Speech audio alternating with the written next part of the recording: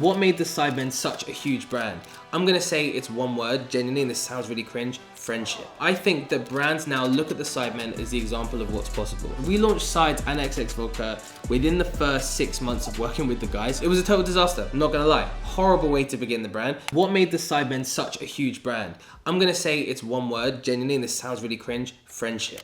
And I mean it. They're true friends, and because they're friends, they look after each other, they hold each other to account, and they focus on making sure that everyone in the group is happy. That's how they've gone for 11 years, without a doubt. What sets the Sidemen apart from other groups? Democracy. Weird answer, but because they have their Supreme Court of the Sidemen, a 4-3 majority carries the way. It means that they can make decisions super quickly, we can get brands off the ground like that, and everyone knows that a decision is a decision and you move on with the answer. Perfect way of working. What's been the toughest challenge managing the Sidemen? I think the toughest challenge has been saturation, doing too many things because you've got the world of opportunity, and therefore saying no. If you don't know how to say no to things, you're not gonna make stuff work for you long term, and you're definitely not gonna build anything special. We've fallen into that trap before. We've taken on things that maybe we shouldn't have. We've done deals which maybe weren't the best at the time, but we've always known now, especially in the last few years, how to say no. Super important. How has the Sidemen success changed how brands view YouTubers? I think that brands now look at the Sidemen as the example of what's possible.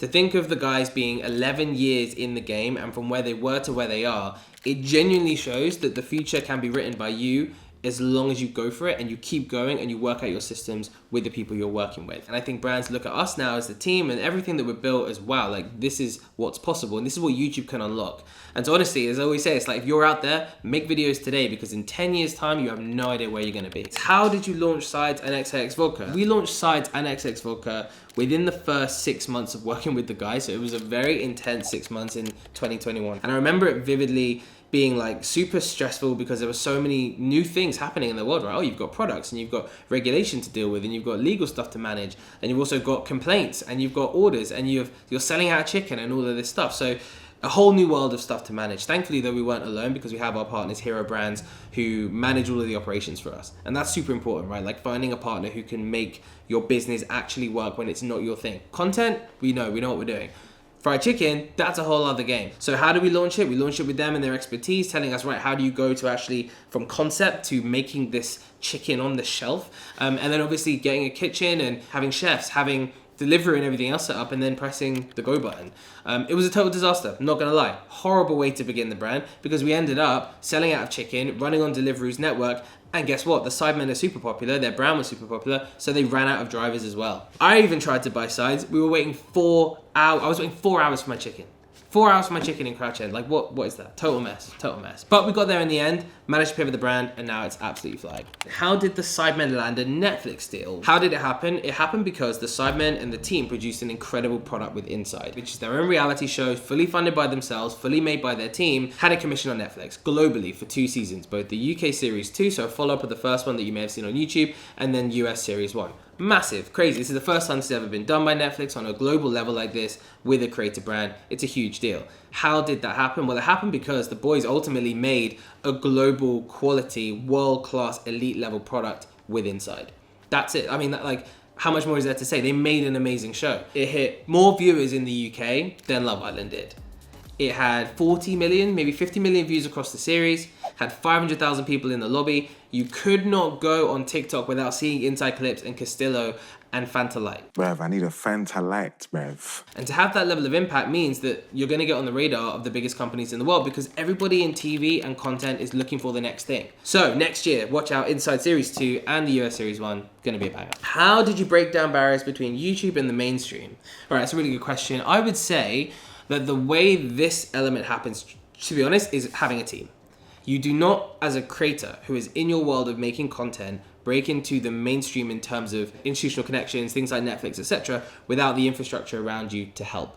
For a number of reasons. Number one, you're bogged down as a creator in just making the next video. There's only so much if you've got a small team that you can do.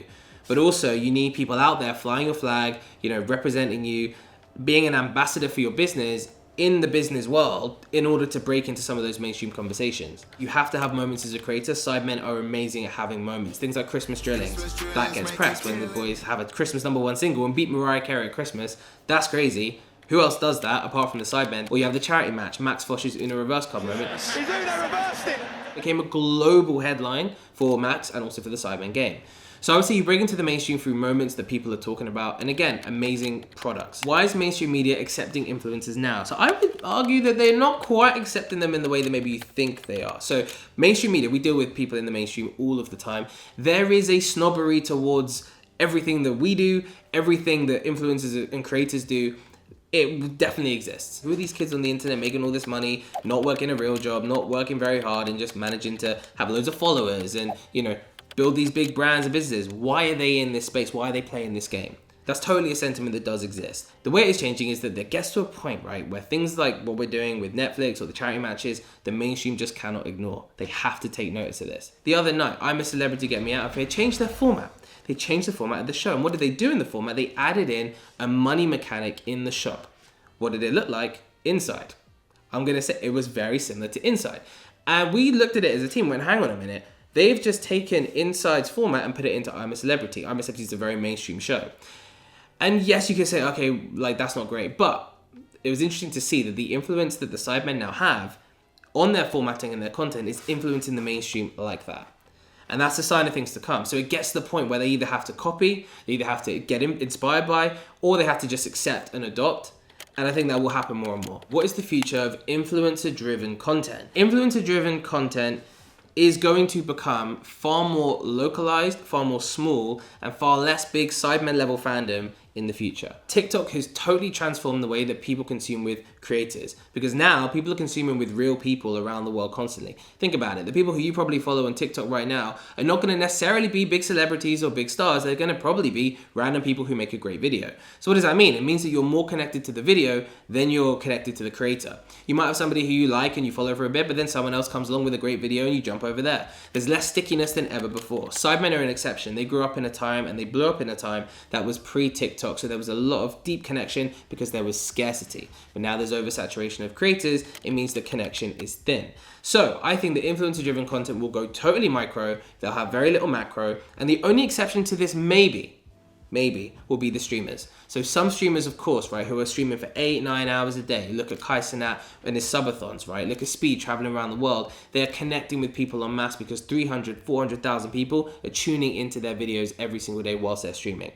That's connection, but that's a pocket. How many people can dedicate their lives to do that? Not many. So influencer marketing is all going to go micro pretty much, I think. I think big creators are going to struggle to make money from brands in the way that they did. And I think that everyone really just becomes a creator, which then means that no one is, if that makes sense. What advice would you give to young entrepreneurs? It's about being willing to do the things that other people aren't, and most often than not, that's a mental thing, not about resources. It's about going after, for example, building a personal brand, going after launching that Instagram account you always wanted to launch, launching that Shopify business that you just think, oh, it's a bit cringe, but you want to see how it goes. Go ahead and do it. Don't just wait on it, go and do it. And I think the Sidemen are the best example of this. If you want to see a perfect example of what young entrepreneurship looks like, look to them, because what they've been able to do over 11 years of constancy, of being cringe at times, making scrappy videos, but ultimately being disciplined and building together as a group is the greatest example that you can go from making videos in your bedroom to now having a 9-figure business.